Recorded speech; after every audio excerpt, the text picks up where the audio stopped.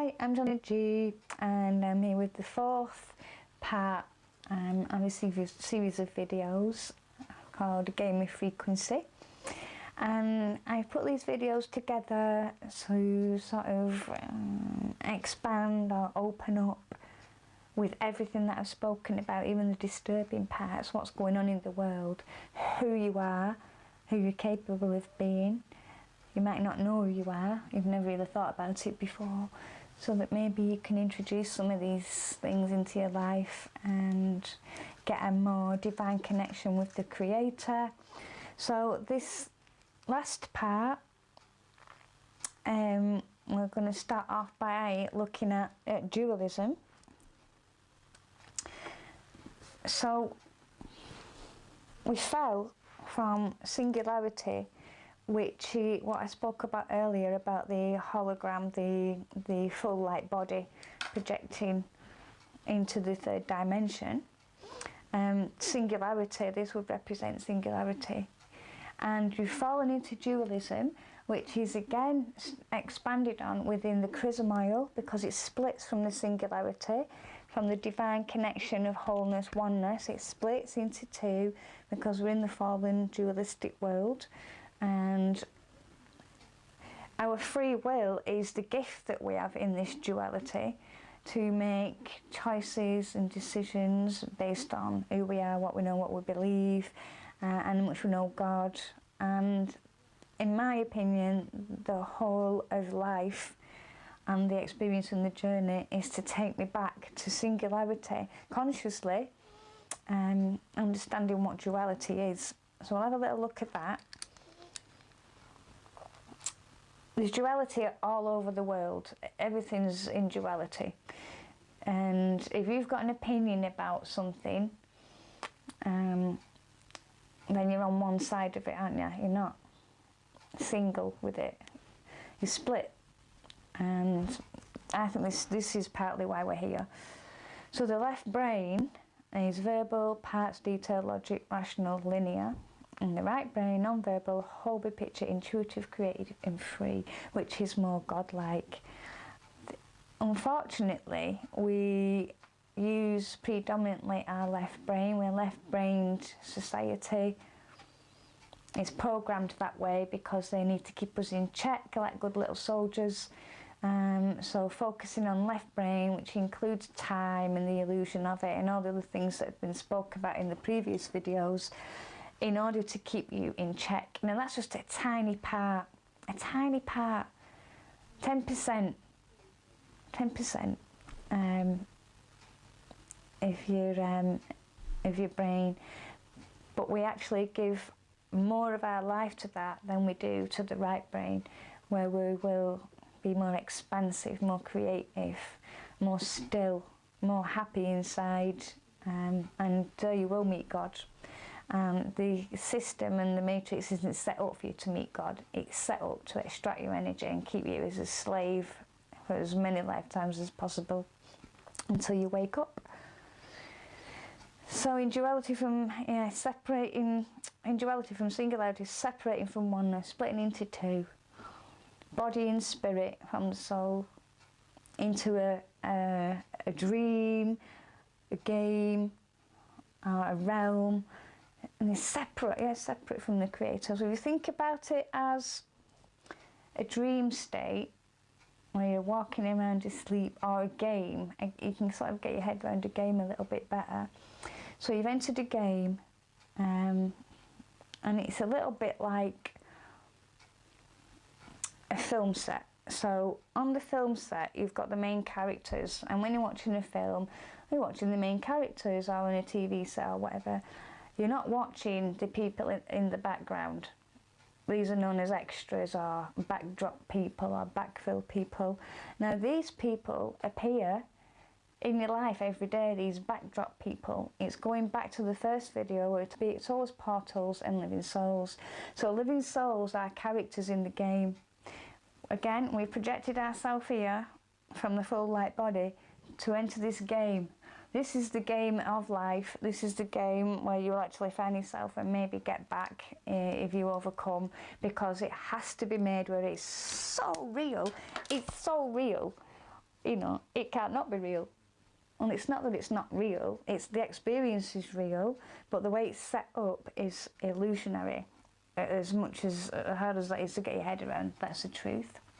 So the characters in the game are the living souls. So if you think about your own life and you're a living soul, and how do you know if you're a living soul? Yep, go and have a little think about that. So if your life was played back to you at the end and you're a character, how would you want to see yourself doing things? If you could reel your film back to what you've already done, and it's like, oh, I should have done that, should have done that. All little nudges and choices that can be made for better, makes you into a better person, so you can ascend and come up to your heart centre. And then the backdrop, extra people in your life, for example, you get in your car and you drive down the street and you're driving to work or whatever. The scene is set up because you only have a moment. You only ever have a moment now, that's it. So even though we look around and it's all busy and it's hustle bustle, there's life happening, you're only in that moment. You're driving through that street to your workplace, there's cars, people dotted about, but these are backdrop people because you don't engage with these people. You can assume and presume that they are souls. You'll never know because you're not going to stop and talk to them all. It's just a moment that's happening in your experience at that moment in time. And this is how the soulless portals are in our lives. The ratio for living souls and soulless portals is said to be, for every living soul there are 5,000 soulless portals. I mean, that's massive if you think about it. So it would be everyone from all your neighbours, maybe some of your friends, your work colleagues. You know who they are. They're there to enhance and make the game so real. It's got to appear real, else we'd know, wouldn't we? And we've not been learning the lessons properly. And we have come here maybe to learn lessons. What are the lessons? What are your lessons? Why have you come here? I don't think it's to stay in your lower carnal nature and have your energy sucked out of you for lifetime after lifetime after lifetime, because your full light body is waiting for you to get back. So this is the fall into duality, and again some of these descriptions are tying into biblical passages as well. So we are not human beings having a spiritual experience, we are spiritual beings having a human experience. So again, you flip that round, because if everything is just so real all the time, and it is, because you're experiencing them moments are what matter. This is where you're conscious, this is where you're fully, you know, activated. So it's definitely for a reason, but you are a spirit having the experience in the body. You have chosen to come here, and you've been here since the beginning. You've lived many lifetimes. This is a soul trap realm known as the Matrix, which we've gone into. What is the Matrix? We've sort of explored that. And how do we escape the Matrix soul trap? So we'll go into that a little bit later. But it's important that you understand you chose to come here, no matter how diabolical your life might be or how amazing it might be. You have lived many different lifetimes, experienced the full range of emotional states and situations that life can offer. So you get a full broad spectrum of it, of life. So what you're physically made of, so it's carbon. You've got a carbon suit made of 6 protons, 6 neutrons and 6 electrons. That's what houses you, the essence of you. Some call it spirit, some call it soul. The essence of you, when you come out of your body and your pure consciousness, yes, still you. You have no body, there's no body, but yes, still you. Some people find this when they have a near-death experience and their spirit comes out. It's still them. There's still all the lessons, all the learnings, all the choices, everything is still with you. It's not inside your body. The body is a carbon suit for you to access this 3-dimensional 5-sense realm, the very lowest point of all, where this is the densest, probably one of the most exciting places probably to come and learn as well, because it does feel so real. We want to come here. But it's so dangerous to come here at the same time, because you might get lost, like Alice in Wonderland, you might get lost down that rabbit hole and you might never be able to find your way back. And that is what the elites and the powers that be are banking on, that you don't find your way back, and they can recycle your soul over and over again, so they can keep living in these ways that they live in this dense reality. So the choice you made to fall. So coming from, again, the singularity, the connection, the light body, the Garden of Eden, Hyperborea, all these beautiful mystical places described are real. And you made a choice to come here, and you would have contracts being recycled in the samsara cycle of life, birth, death, life, rebirth. You will have karma and other contracts put on you, maybe, so that you've got to live those out. You can undo contracts once you realise that you're a character in the game and you're a living soul, that you can just cut all those contracts. It's done. Once you wake up to the level enough to realise that you are navigating through your own life, you are a living soul and you've come here for a purpose, and the matrix cannot affect you like that anymore. But we do have contracts to fulfil, and that will be the purpose of our life unfolding, and people and events and situations will be coming into our life as contracts, because we have signed away something, we've said we'd honour them. Some of them, the contracts, won't be for your best interest either, and this is why waking up and recognising if you're a soul, and if you can even ask yourself if you're a soul, then there it is. You're a soul, you matter, but you have got to look in the mirror and wake yourself up and come up to these levels. If you want to exit this game, because the chances of your soul being recycled again and coming back, next time you might forget this that you've known now. Well, you won't know it. So if you've got to this level, it's like reaching level 5 in the game. Oh my God, exit, you're getting out, and then you come back and you've got to go through all the levels again. It could take how many lifetimes to do that? So do you really want to be doing that to yourself? And changing the concepts of the Bible from historical and literal to mystical, allegorical and metaphorical changes everything within it. Everything. Wow. I could never, when I was a Christian in a box, boxed in, like I said, cubed in, I couldn't embody what was being said to me. I wasn't connected with it. I couldn't hear. And I nearly had nothing left. It stripped me of everything. Well, I might as well have been dead, because there was nothing of me left, because he was telling me I wasn't good enough all the time. Now, when I look at it this way, I feel connected to it, and I always was. Before I even knew about Christianity, I was always connected to these passages, and I understand them on a much deeper level now. And I think it's important that people take a look.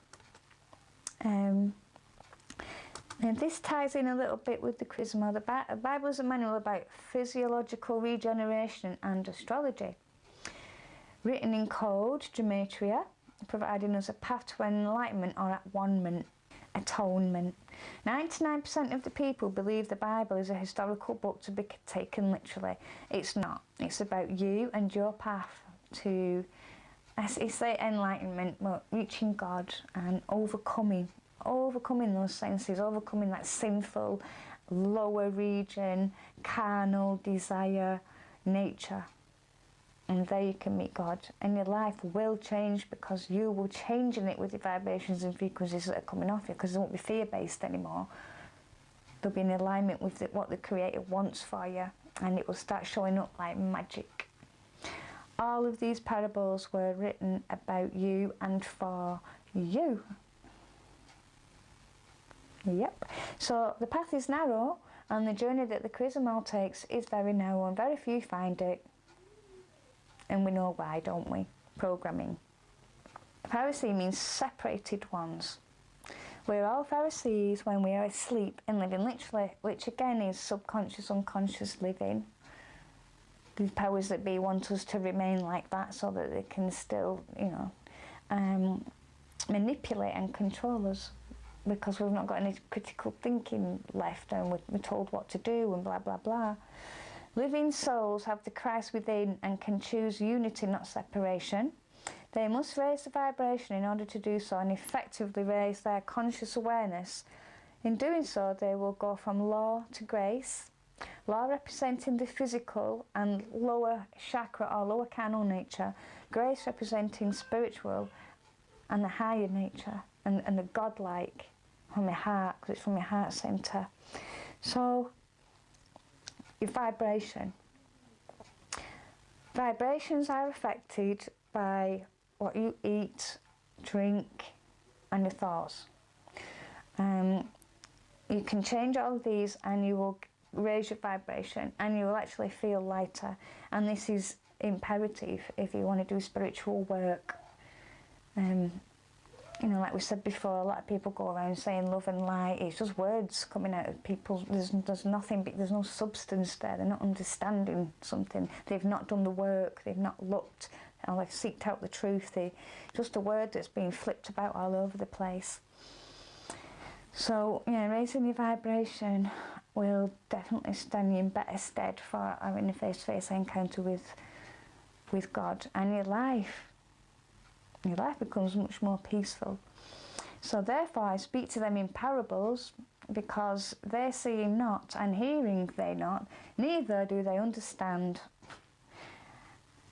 So that, yeah, he did speak in parables, and the Pharisees couldn't understand him because they were carnal, they were physical, they were the lawmakers, and they didn't understand grace. And a passage which, you know, you can't put new wine in old wineskin, because to me the Old Testament now represents the old consciousness, and the New Testament represents the new consciousness, high consciousness, grace.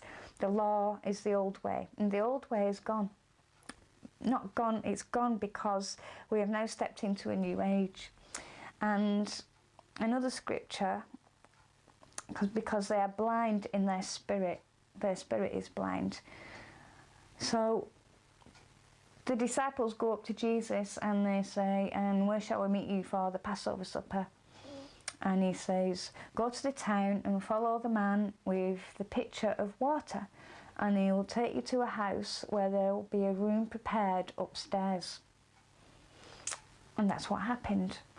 Now, what it actually means is, go to the town and follow the man with the pitcher of water, who will take it. This man with the pitcher of water represents the age of Aquarius, moving out from the age of Pisces.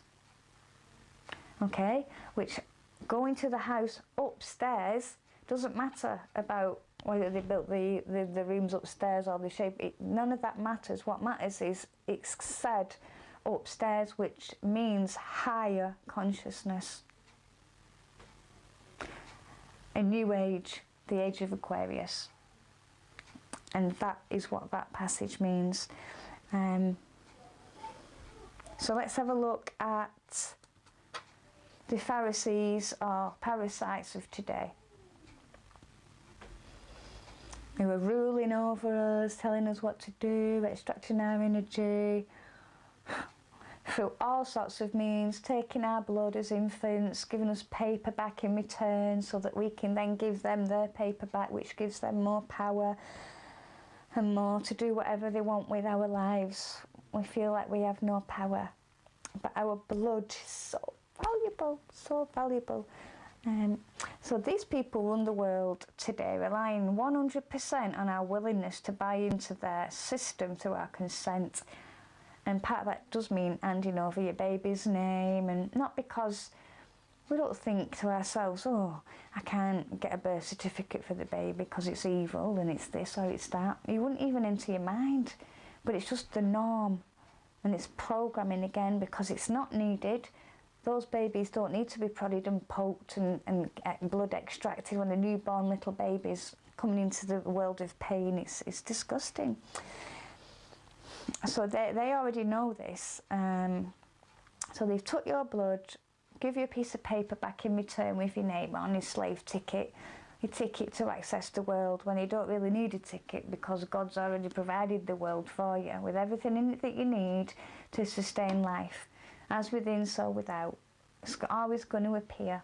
You know, the sea, percentage-wise, has got the same percentage of salt in it that our human bodies have. As within, so without. The trees are a representation of our lungs.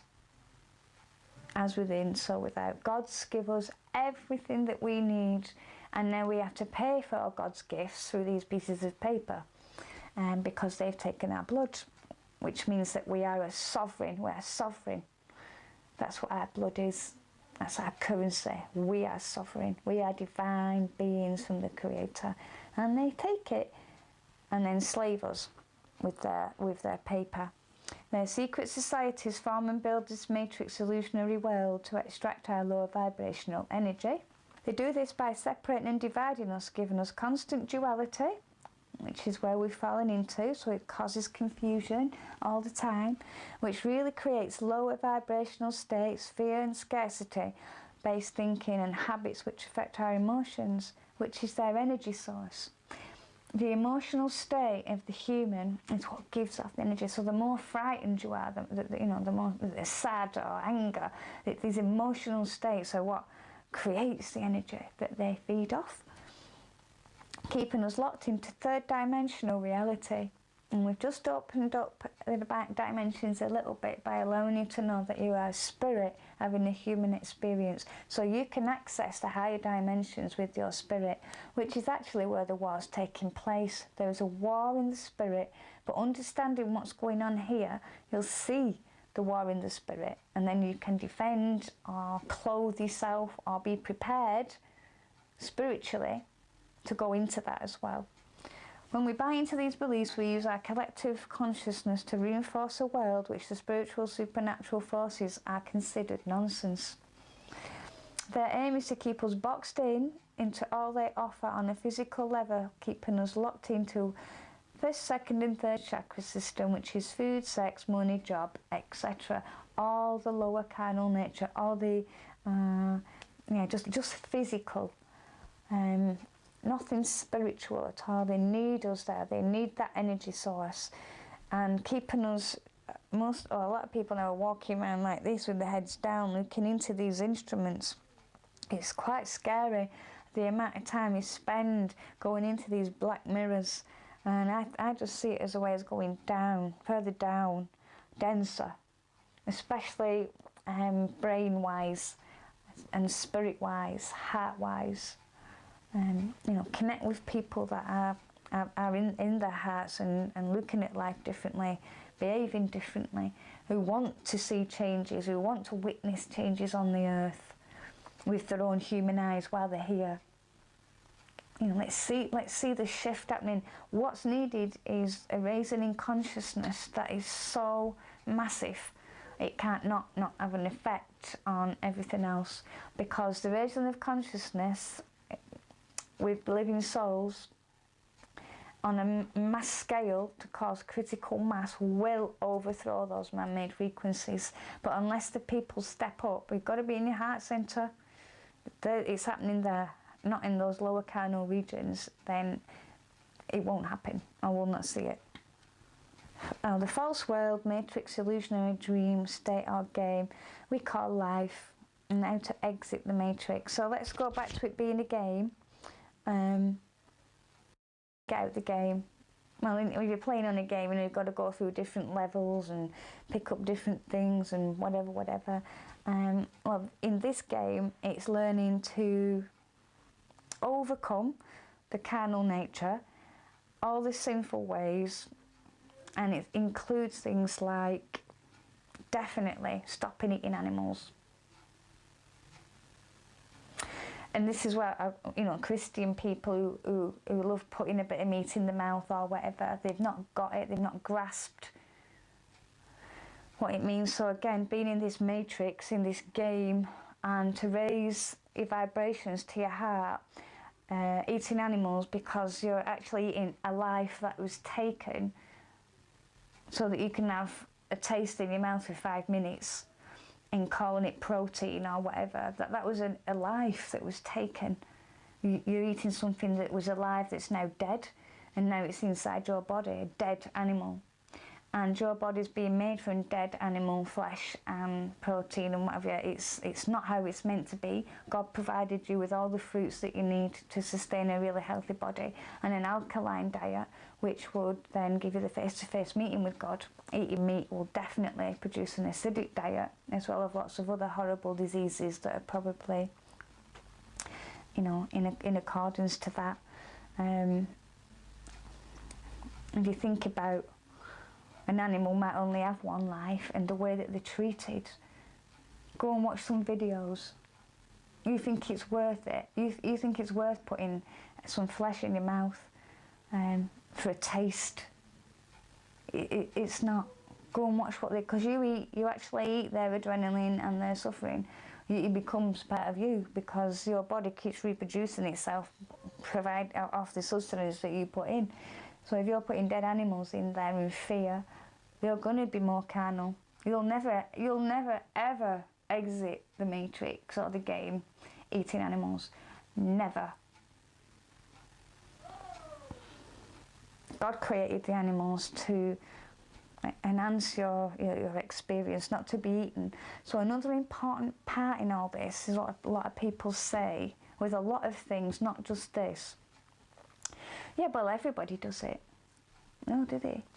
But just remember that everybody who you might know now is not a living soul. Soulless portals are designed to keep you in your lower carnal nature. So eating meat that is acceptable and normal, they can eat meat because they've not got a soul to be affected by not eating meat. If you want your soul to exit this game, and you've done some really divine work in this lifetime, this one, you need to step up and you need to not eat animals. And I have to say, for all those animal lovers out there that stick meat on their plate and in their mouth, you are not animal lovers. You can't pick and choose dog or a cat, a cow or a pig. Oh, pigs and cows are alright. No, because in Korea, dogs are alright, but in your eyes, they're not. This is a duality again. So eat none. Animals are beautiful, they are intelligent, they feel pain. If they only have one life and you take it to put it in your mouth, you are not an animal lover. I see so many people who love animals. No, you don't. You just love dogs or cats or birds or whatever. You do not love animals because you eat them. You would not go putting your cat or dog in the grill or the oven or the budgie. You wouldn't. So why, with a lamb or a pig or shit, why? No need. You're eating death, and you will stay carnal, and you will not get out the game because your heart centre will not vibrate at the right frequency if you've got dead animals making your body your carbon suit, which is what they want. They want the carbon suit to be so stuck into the matrix and the reality of it all that you're never going to be able to get out. So it's all designed, and you can see this very clearly. You only have to, you know, look at a menu somewhere and see what they're offering. You know, it's designed like that. And the soulless portals will take you astray. They will say it's okay because they've nothing to lose by eating meat. But if you're a living soul, you've got everything to lose. It's worth taking a look into that as well. I'm sorry if that upsets or offends anybody. It's not meant to. But I love animals, and I stopped eating them a long time ago. Anything with a heart. Don't eat anything with a heart that's got blood pumping around its veins. Funneling creative essence from the heart centre of living souls into a game dream of polarity duality. So it's the heart centre energy that's needed, because that's from our divine creator. He breathed the breath of life into the first created being, which was Adam, and gave us that infinite source energy. Soulless portals don't have this, but living souls do, and it's needed to power up the matrix. Using this energy from living souls connect as an energy food source to power this false, fallen, dualistic world we live in. The energy can only be extracted by consenting. This would involve living your life on autopilot or unconsciously, repeating the habits and patterns and getting caught up in drama or lower regional, carnal-based physical thinking. This creates the enormous fear with depression, scarcity, stress, feeling helpless, hopeless, etc., which they love. They want all these things to be going on. It's designed that way. So how, I touched a little bit on this, so to raise your vibration, eat high vibrational foods, raw food, have a look, make some raw chocolate as well, it's delicious, get into looking how you can make your body vibrate at a lighter, higher vibratory rate from your heart will open, it changes everything. You can dance, go to sound baths, walks in nature. Nature is absolutely imperative for your journey into your higher conscious states. Absolutely amazing, very peaceful, nurturing. Get away from the built up areas, especially if any of this information does resonate with you and you're not doing some of these things. Just remember, you can change yourself over time. Don't do things too quickly, because habits take at least 21 days or more to introduce a new habit if you're going to swap a habit. So if you're going to stop eating something, just take one thing out your diet and replace it with something else. You know, get some books and have a look at alternatives that you might be able to use instead. Because you're working now, not because it's cruel or awful, which it is, but because of the vibratory rate, and you're not created or designed to eat death like that. That's not what God had intended for you. So to get that vibration, that God vibration back from the light being that you are, you need to stop eating the animals and eat the right food and get more involved with life on the outside of the matrix. Go to the nature, live in your heart.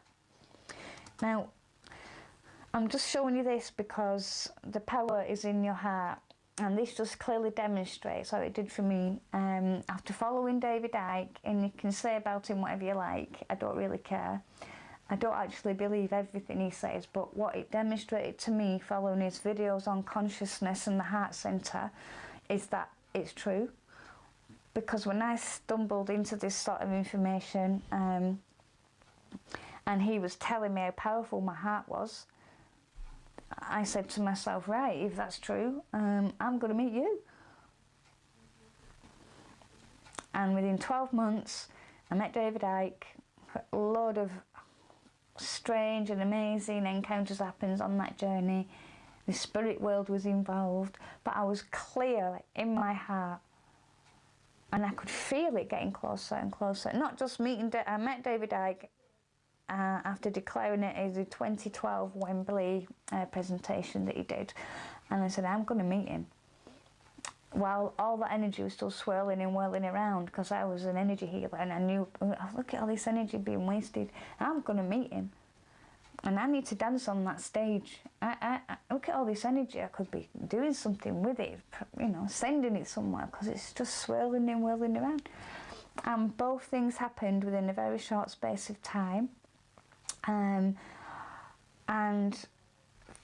it was a clear measure to me that what he was talking about, consciousness and the heart center, magnetic power of the heart, was true. You don't just wake up one day and say, right, I want to meet such a body, and it just happens. Most people want to meet somebody, it doesn't happen. So I used everything that he was speaking about, and it clearly showed up. And I was also using this in a dance ritual that I've been doing for 5 or 6 years, sending that healing energy out in the dance, and it came right back, showed right up. So I met David Icke, and I also danced on the Wembley stage at 2014. I mean, you can't make this up. This is coming from my heart.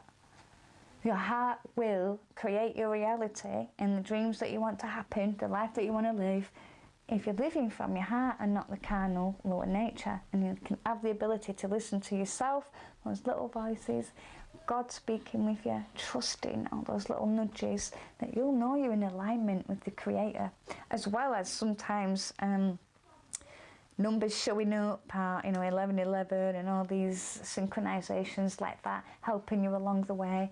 Because when you shift perception, it shifts with you, just to show you that you're on the right path. Vibration. It's amazing. Stop eating animals, anything with a heart. Become aware of how and where you place your attention, energy and time. Some people will suck it out of you like vampires, you know. Do not engage in lower level activity, chakra. I've put chakra, but it's just lower region, dense, does align with the base chakra. Do not engage in petty nonsense or be offended by anything anyone says or does, especially knowing it is most likely an organic portal programmed to extract your energy. Forgive all. Wow, now this is a big one. Forgiveness, full forgiveness, leads you to gratitude. Gratitude is so amazing. It's definitely a heart-centered, feeling. Forgive all and you'll be free. And Mark Twain once said, forgiveness is the fragrance that the violet sheds from the heel that has crushed it. So sometimes, you have to be crushed so that you can forgive, and then you'll reap the rewards of forgiveness. Don't hold on to unforgiveness, no matter who it is, what it is, where it's been. It's a moment in time that happened, and you can keep torturing yourself over and over again because of some moment that happened in time. It's past. That's gone. It was a moment, it's gone. You're now here now. That's not happening. Whatever it was isn't happening. And only you decide to choose that to come into your life with that unforgiveness and blame that person for your life going wrong.